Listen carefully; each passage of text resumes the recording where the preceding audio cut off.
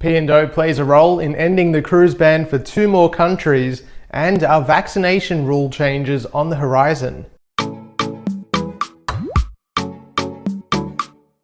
I'm Adrian, the Cruise and Travel Guy. As always, thank you for subscribing to my channel, and if you haven't done so yet, please hit that subscribe button. Our local region continues to open up to cruising, and as usual, P&O are at the forefront of those developments. Pacific Explorer arrived in Noumea earlier this week, officially marking the end of New Caledonia's ban on cruising. Aside from offering beautiful landscapes and iconic cultural experiences, Noumea is a pivotal port of call on all South Pacific itineraries. As one of the deepest ports in the region, it can accommodate even the largest cruise ships to visit Australia. Despite the broader cruise ban ending, New Caledonia have confirmed that 2 island ports will still remain closed for the foreseeable future. Isle of Pines and Mare will both be off limits to cruise ships until further notice. As a result of this change, cruise lines have scrambled to replace those ports of call on cruise itineraries as far forward as 2024. Meanwhile, P&O's Pacific Encounter completed her maiden visit to Alotau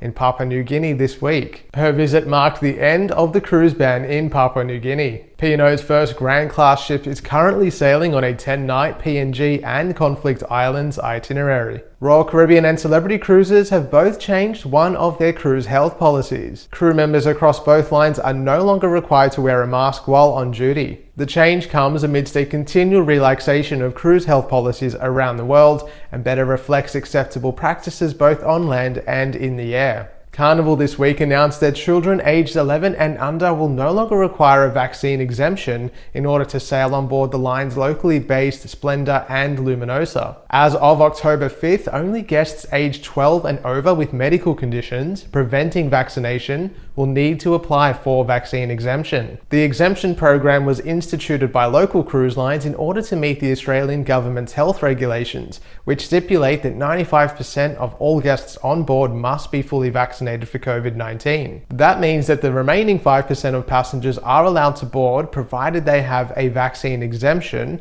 and that they have applied for that exemption before the cruise sets sail. Though it doesn't appear that there have been any changes to government regulations requiring 95% of all guests to be vaccinated, this change in Carnival's policy seems to have come off the back of media reports that highlighted the case of families missing out on their booked cruises because they weren't aware that they had to apply for a vaccine exemption for their children. How exactly Carnival will account for the number of unvaccinated people on board remains unclear. Whether or not they will just prioritize kids aged 11 and under within that 5% threshold remains to be seen. Likewise, this could be a sign that government regulations will soon change, but at the moment, that 5% quota still remains in place. And finally this week, Ovation of the Seas will depart Hawaii this weekend and begin her almost 3-week journey home to Sydney. The Transpacific Voyage will see Ovation of the Seas visit Tahiti and New Zealand before arriving in Australia on October 29th. I'll be boarding Ovation of the Seas for the first time next month, so keep an eye out for a ship tour and a vlog series based on that trip. Well, that's it for this week's cruise news update. Wherever you are, thank you very much for watching. If you haven't subscribed to the channel yet, please do. If you are looking to search and book a cruise, you can do that right on my website, thecruiseandtravelguy.com.au, and you can also give me a follow on Facebook and Instagram at The Cruise and Travel Guy. Thanks for watching, and I'll see you soon. Meanwhile, P&O's Pacific Encounter completed her maiden call in Alotau.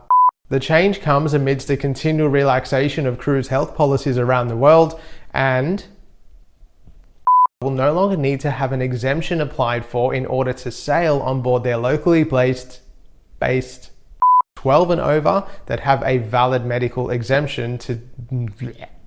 How Carnival will account for the number of unvaccinated people on board, or...